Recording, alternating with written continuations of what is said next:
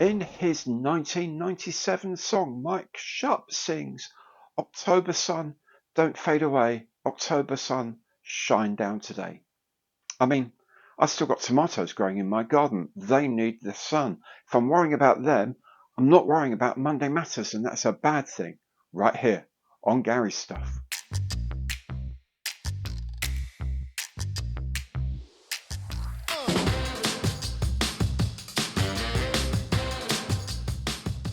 Hello there, I'm Gary. Welcome to my channel. Welcome back if you've been here before. Indeed, today is Monday Matters.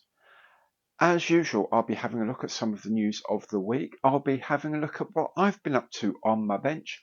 And of course, I'll be discussing this week's kit of the week. All of these bits come as chapters, so you can hop backwards and forwards as your heart desires. Now, if you like the show, and I really hope you do, please remember to subscribe to the channel, hit the bell so you'll see more of the content as it is published. And of course, every episode you like, please do give it the imperial thumbs up on the like button below, because every like counts. And of course, if you'd like to support the channel in a bit more of a concrete way, you can do that through super thanks, by becoming a channel member, or indeed by using any of my online partner programs. Now, before we start with the news, just one or two little things I wanted to mention. First is that this coming Thursday is the first Thursday of the month, which means it's live stream time. So the live stream this coming Thursday, the 5th of October, it starts at 8 p.m, 2000 hours British summer time, for the last time British summer time for quite a few months, because summertime changes at the end of the month. So 8 p.m. British summertime to 10 p.m. is when the show is on. Just drop by, have a nose, see what you think, send me some questions. I'll try and answer as many as I can. And you can watch me try to put some plastic together. I'm making it the MENG King Tiger with the Porsche turret, the cartoony egg build type thing. Last time I managed to glue two pieces onto the whole kit, so I spend too much time chatting and yakking away. And that's kind of what live streams are about. So come on, drop in, have some fun, have a chat with each other on the text as well if you like. I don't mind. I'll be there from 8 p.m. till 10 p.m. on Thursday night, British summer time. Do please join. The other thing is, more and more builds are coming in for the Equinox group build. I've been sent plenty of emails, and of course you've been posting on social media as well. As always, I'm blown away by the commitment to you guys to this build. Considering it's not a competition and there's nothing at stake other than just having a bit of fun. So why don't we just catch up with just a selection, a handful of some of the great builds that have been coming in this week.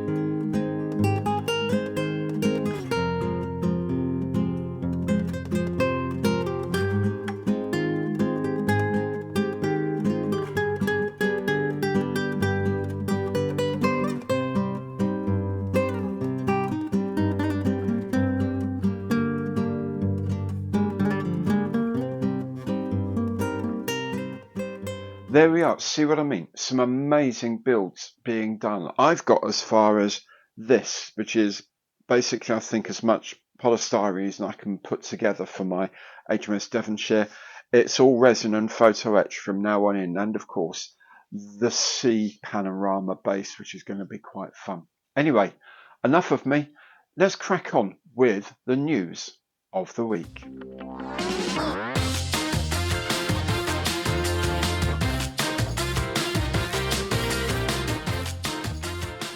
AIRFIX is getting into the habit of springing mid-tone surprises, and this week it was the Vintage Classics release of the SRN1 hovercraft in 1/72 scale. This will be hugely popular, I'm sure. List price is $10.99 and orders are being taken right now. Incidentally, AIRFIX has also issued a correction for their Black Buck Vulcan to trim down the erroneously large pylon for the Alki 101 jammer.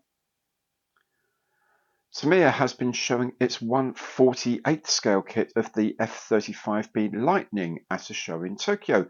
This one is in the colours of 207 Squadron RAF. There are options for aircraft from the USA and Italy as well, which include the inner markings on the lift fan intakes. The plastic looks good as far as I can see, and there are some great options, including the nozzles being in flight, in short takeoff or in vertical hover positions, and the gear legs in either compressed or uncompressed positions, allowing for a hovering flight kit. There even appears to be a pilot figure. No idea yet on price or availability.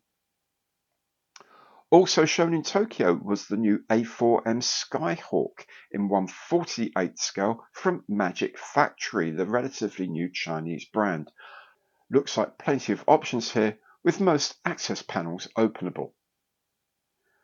To celebrate the fact they're coming to Telford this year, KINETIC has released a new decal version of its FMA Pucará in 1/48 scale in RAF colours to represent an aircraft captured during the 1982 Falklands War. This will be available on their stand at the show for just £25. I know I'm going to be buying one. X-Scale has a new toolkit of the Hawker Siddeley Trident 1 airliner in 1/144 scale, sure to be a winner with those of a certain age looking for a nostalgia build. I certainly remember flying on them in the early 1970s. Clear Prop has announced this fascinating kit of the D-21 reconnaissance drone in 1/48 scale. It would look great on the Model Collect A12 when that's available. In the aftermarket, if you've got the ICM H1 Cobra and you're disappointed by the lack of detail in the gearbox, as frankly I was, then ICM and ResKit have joined forces to bring this resin upgrade to market, available in both 1/32 and 1/35 scales. There's also a replacement hub for the AH1 rotor and one for the monster CH-54 Tahi. No, I am not going to build one of those. For the AH1, you may also want to consider the set of ground crew in 1/35 to complement the aircrew figures already available. There's also a new set of figures from the Russian invasion of Ukraine from ICM, this time a selection of 4 Ukrainian air assault troops. ICM also has more figures, this time 3 figures from the Fleet Air Arm in World War II in 1/32 scale, an officer, a pilot and a rating. As the rating is holding a pot of paint, I'm assuming he's been tasked with painting invasion stripes on a plane, and the officer has noticed that he's missed a spot. At least that's the diorama I'd have them in, maybe for the DBMK Sea Fury when it's available next year. On land, an ICM has announced a 1/35 scale kit of the V3000S half-tracked truck, easy enough for you to say, which I'm sure will look good towing something like an anti-aircraft gun.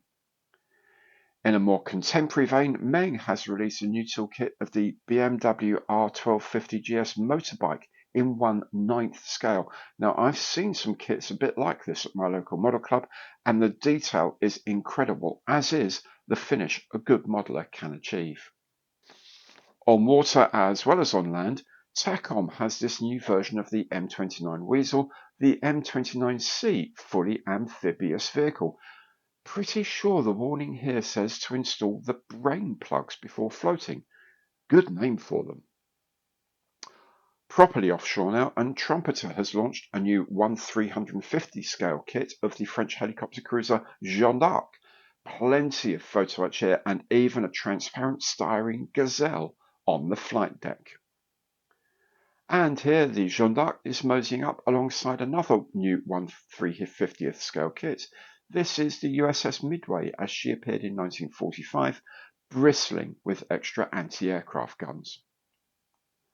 Those guys at Magic Factory are tackling ships too, with this one 700th scale kit of the immense USS Gerald R. Ford. Even at this scale, it will be just shy of half a metre long and will come complete with elements of the air wing.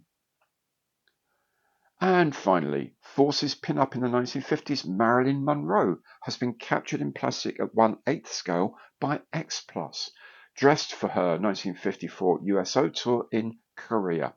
Something very different for a Korean War group build, perhaps.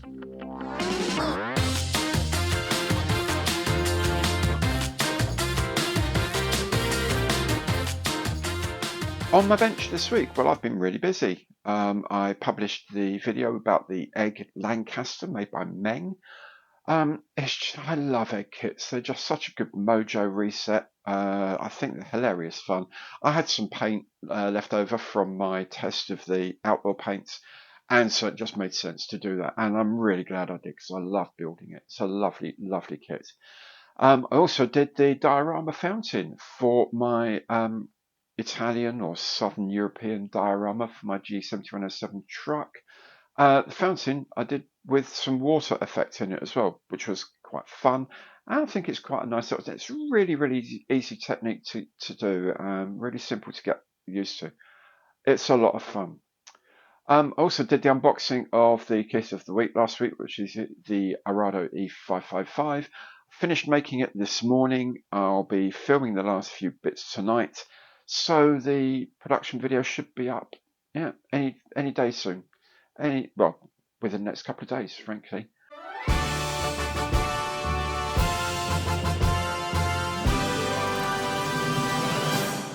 So that means there's room for another kit of the week. Now the thing is, you already know what this week's kit of the week is because I told you last week. It is the de Havilland Canada DHC1 Chipmunk in 1/48 scale from AIRFIX.